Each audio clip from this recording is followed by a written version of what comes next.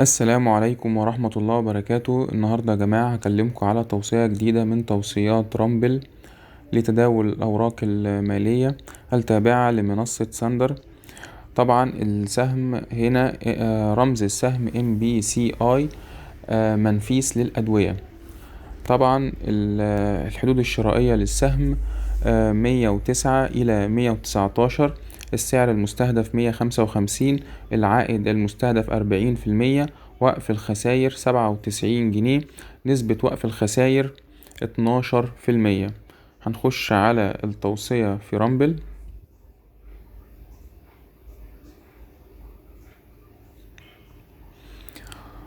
طبعا التوصية احتفاظ نطاق الشراء زي ما احنا قلنا من 109 ل119. وقف الخسائر 105.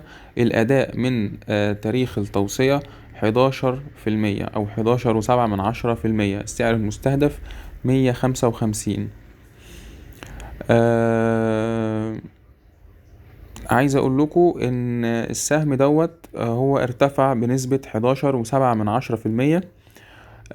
ده امبارح. النهاردة عمل خسائر 2.5%.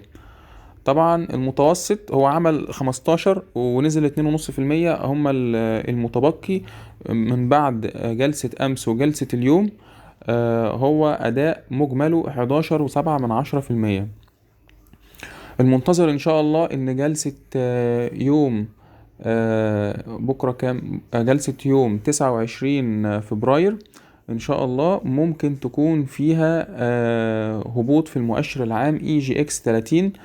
فبالتالي هتكون في اداء سلبي في بعض المؤشرات. حتى المؤشرات اللي ممكن يكون نازل عليها توصية من المحتمل ان يكون عليها اداء سلبي.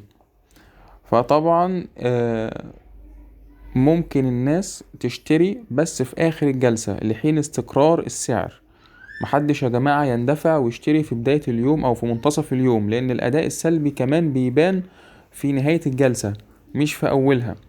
يعني في منتصف الجلسة ده بيبان حركة المؤشر فين، لكن في نهاية الجلسة في الاغلب بيبقى في استقرار في حالة الاسهم. لو في حالة بيع فمن الافضل اللي احنا نشتري في نهاية جلسة يوم 29 فبراير. ده لو احنا شفنا المؤشر مشجع للدخول. يعني ممكن كمان ننتظر جلسة يوم الحد. فمحدش يستعجل يا جماعة اليومين دول، وإن شاء الله بالتوفيق للجميع.